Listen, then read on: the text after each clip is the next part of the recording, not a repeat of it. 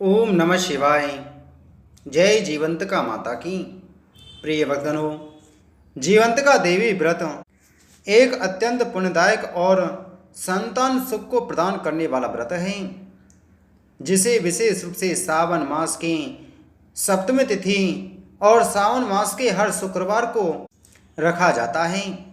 यह व्रत मुख्यतः माताएं और महिलाएं अपने बच्चों की दीर्घायु, सुख, समृद्धि और निरोग जीवन की कामना से करती हैं।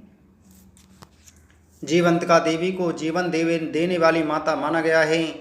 ऐसी मान्यता है कि जो स्त्रियां श्रद्धा और नियम पूर्वक इस व्रत को करती हैं, उनकी संतान को किसी प्रकार की अकाल मृत्यु या रोग का भय नहीं होता।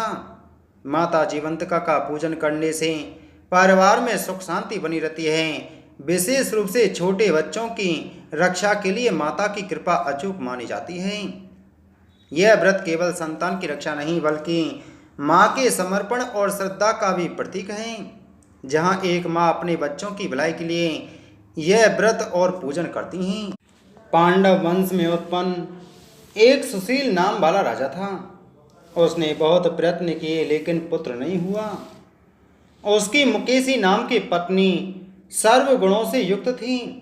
जब पुत्र नहीं प्राप्त हुआ तो वह महती चिंताग्रस्त हुई। वह स्त्री स्वभाव के कारण प्रत्येक महीने में कपड़े के टुकड़ों को अपने उदर में बांधकर पेट की वृद्धि करती थी।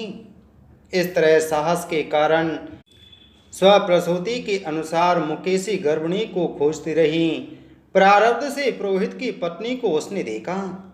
उस समय वह गर्भिणी थी। कपटी राजा की पत्नी ने प्रसव समय में दाई के कार्य करने वाली अन्य किसी स्त्री को इस काम के लिए नियुक्त किया। पुरोहित की पत्नी ने प्रसव समय में दाई के कार्य करने वाली अन्य किसी भी स्त्री को इस काम के लिए नियुक्त किया। रानी ने उस सूतका को एकांत में बहुत धन दिया तथा अपने गर्व के अनुकरण की सारी बातें कह सुनाई।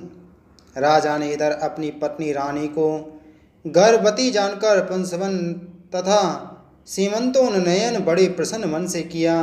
पुरोहित की पत्नी का प्रसव का समय नजदीक आया। यह सुन उसकी तरह रानी ने भी वचन रूपी कार्य किया। पुरोहित की स्त्री गर्भवती थी, प्रसूति की बात जानती नहीं थी, अतः दाई की वाणी का पालन करती थी। पुरोहित की स्त्री के वंचना करने के लिए दाई ने उसके नेत्र बांध दिए। उत्पन्न हुए पुत्र को किसी के द्वारा राजमहिषी के समीप भिजवाया। इस प्रकार राजमहिषी के समीप पुत्र जाना कोई नहीं जान सका। रानी ने पुत्र ग्रहण कर कहा कि मेरे लड़का हुआ, और सब जगह खबर कर दी। इधर दाई ने पुरोहित पत्नी के नेत्र बंधन खोले। वह अपने साथ मांस की एक पिंडी लाई थी। पुरोहित पत्नी को उसी को दिखाया तथा विस्मय और खेद युक्त वाणी से प्रसूति का आपकी कहने लगी, यह अनिष्ट हुआ है। पतिदेव से कहकर इसकी शांति करवाना। पुत्र नहीं हुआ तो ना सही। पुरोहित पत्नी को प्रसव स्पर्श चिंता हुई, क्या इसने कपट किया है। यूं संदिग्ध अवस्था में थी। राजा ने पुत्र की उत्पत्ति सुनी तो जात कर्म संस्कार आदि करके ब्राह्मणों को गज, अश्व, रथ आदि दान दिए। जो कैदी जेल खाने में थे उन्हें प्रसन्नतापूर्वक छोड़कर सूत कांत में नामकरण आदि संस्कार किए। राजा ने उसका प्रिय व्रत नाम रखा। श्रावण महीने के आ जाने पर पुरोहित पत्नी ने शुक्रवार के दिन भक्ति द्वारा जीवंतिका का अर्चन किया। दीवाल में बहुत लड़कों के सहित जीवंतिका मूर्ति लिखवाकर पुष्पमाला से अर्चन कर 5 दीपक बनवाकर उनमें दीपक जलाती तथा आप भी गेहूं के पिसान के दीपक को घृत में पकाकर भोजन करती। अक्षत फेंक कर कहा, जहाँ भी मेरा लड़का हो, हे करुणानिधि, हे जीवंतिका, उसे रक्षित रखना। यूँ प्रार्थना कर कथा श्रवण कर यथाविधि विसर्जन किया। जीवंतिका के प्रसाद से बालक दीर्घायु हुआ। उस रोज से जीवंतिका देवी उस पुत्र की मात्र गौरव से रात दिन रक्षा करने लगी। यूँ कुछ काल बीतने पर राजा मर गए। पितृभक्त पुत्र ने पिता की पारलौकिक क्रिया की। फिर मंत्री पुरोहितों ने प्रियव्रत को राज सिंहासन पर बैठा दिया।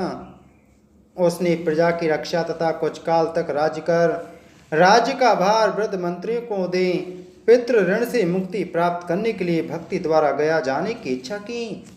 उसने राजकीय वेश छोड़कर कार्पटिक वेश बनाकर यात्रा की। रास्ते में किसी गृहस्थी के मकान में निवास किया। उसी रोज उसकी पत्नी को क्रमशः षष्ठी देवी मार चुकी थी, पर इस लड़के के आ जाने पर 5वें रोज राजा वहां गया था। राजा ने शयन किया तो जब सत षष्ठी देवी बालक ग्रहण करने आई, तब षष्ठी देवी को देखकर जीवंतिका ने कहा कि षष्ठी देवी, इस राजा को लांग कर मत जाओ। यूँ जीवंतिका के मना करने पर जैसे षष्ठी देवी आई थी, वैसे ही खाली चली गई। उसने 5वें रोज पुत्र को जीवित देखकर और राजा से प्रार्थना की, राजन, आज के रोज मेरे मकान पर आप ठहरे, क्योंकि हे प्रभु, आपकी दया से यह मेरा 6वां पुत्र जीवित है। गृहस्थी की ऐसी प्रार्थना सुनकर प्रियव्रत ने वहाँ निवास किया। फिर गया जाकर पिंड देने लगा। वहाँ विष्णु पद पर पिंडी को देते हुए आश्चर्य हुआ। जब पिंडी ग्रहण के लिए 2 हाथ निकल पड़े, ऐसी घटना देख वह भूपति विस्मय तथा संदेह करने लगा, क्या करूं? ब्राह्मण आज्ञा से राजा ने विष्णु पद पर ही पिंड दिया। फिर किसी सत्यवादी ज्ञानी ब्राह्मण से पूछा कि ऐसी बातें क्यों हुई। उसके पूछने पर ब्राह्मण देव ने कहा, हे राजन, ये दोनों हाथ पिता के हैं। ऐसा क्यों हुआ, इसकी बातें माता ही कहेंगी। राजा चिंतित तथा दुखित हो मन में अनेक तरह के विचार करने लगा। यात्रा पूरी कर जहाँ लड़का राजा के पहुँचने से जीवित हुआ था, वहाँ जाकर उसी दिन उस गृहस्थी के घर पुत्र जन्म का 5वां रोज था। वह स्त्री प्रसूता थी। इस दूसरे दिन लड़का हो जाने पर रात के समय षष्ठी देवी पुत्र को ग्रहण करने आई।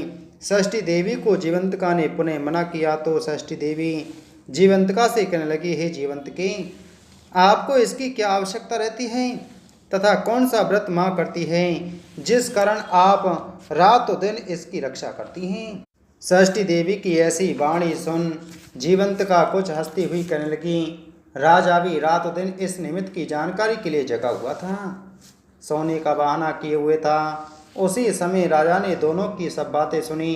हे षष्ठी देवी, इसकी माँ श्रावण महीने की शुक्रवार के रोज मेरा पूजन तथा व्रत के जो सब नियम करती है, उसी नियम को मैं आपसे कहती हूँ। इसकी माँ हरे वर्ण का कपड़ा तथा चोली नहीं ग्रहण करती और हरे वर्ण की कांच की बनी चूड़ी अपने हाथों में ग्रहण नहीं करती। चावल के दोबन के जल को कभी नहीं लांघती। हरे पल्लव के मंडप के नीचे नहीं जाती। हरे वर्ण का हो जाने से करेला का साग नहीं खाती। यही सब मेरी प्रसन्नता के लिए करती हैं। इसी कारण इसकी मैं निरंतर रक्षा करती हूँ तथा इसके लड़के की भी सुरक्षा करती हूँ। यह सब राजा सुनकर सुबह अपने नगर में गया। स्वागतार्थ वहाँ राजा के नगरवासी तथा देशवासी प्राणी आई। राजा ने माता से पूछा, हे माता, आप जीवंतिका का व्रत करती हैं तो उसकी क्या विधि है? राजा के पूछने पर माँ ने कहा, जीवंतिका व्रत मैं नहीं जानती। राजा ने गया यात्रा के फल प्रातर्थ ब्राह्मणों तथा सुवासिनी को भोजन कराने की अभिलाषा प्रकट कर उन सुवासिनी ब्राह्मणियों के यहाँ हरे वस्त्र, हरी चोली और हरे कांच के कंगन आदि परीक्षार्थ भिजवाई। दूत ने वहाँ यह कहा कि आप सब राजा के घर में भोजनार्थ आवें। पुरोहित की पत्नी राजदूत से कहने लगी, मैं हरे वर्ण की कोई चीज़ नहीं लेती। पुरोहित पत्नी की ऐसी वाणी सुनकर राजा से दूत ने जाकर कहा। राजा ने पुरोहित की पत्नी के लिए रमणीक लाल वर्ण के कपड़े आदि भेजे। पुरोहित पत्नी उन चीज़ों को ग्रहण कर राजा के घर गई। उसने पूर्व वाले दरवाजे पर चावल का धोबन, जल तथा हरे वर्ण का मंडप देखकर वह स्त्री अन्य दरवाजों से गई। राजा ने यह देखकर पुरोहित पत्नी को शुक्रवार व्रत का कारण बतलाया। राजा को देखकर उसी समय उसके स्तन से दूध बहने लगा। उन स्तनों की दुग्ध धारा से वह राजा अच्छे प्रकार सिंचित हो गया। गया जी में 2 हाथ निकलने से तथा रास्ते में गृहस्थी के यहाँ देवी से बातचीत और स्तनों से दूध बहने मात्र से राजा को विश्वास हो गया कि मेरी माँ है।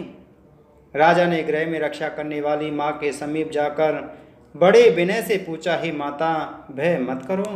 मेरे जन्म समय की बात सुकेशनी ने तथ्य रूप से कह दी। राजा ने इससे प्रसन्न हो अपनी जन्म देने वाली माँ बाप को नमस्कार किया और संपत्ति दे बढ़ाया।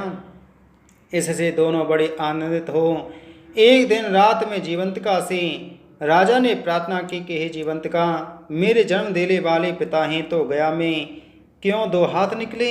उसी समय स्वप्न में देवी ने संशय नाश कर देने वाली वाणी कही, हे राजन, मैंने तुझे केवल विश्वास दिलाने के लिए ऐसी माया की थी, इसमें संदेह मत करो।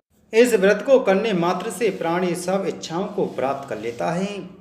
बोलो जीवंतिका माता की जय।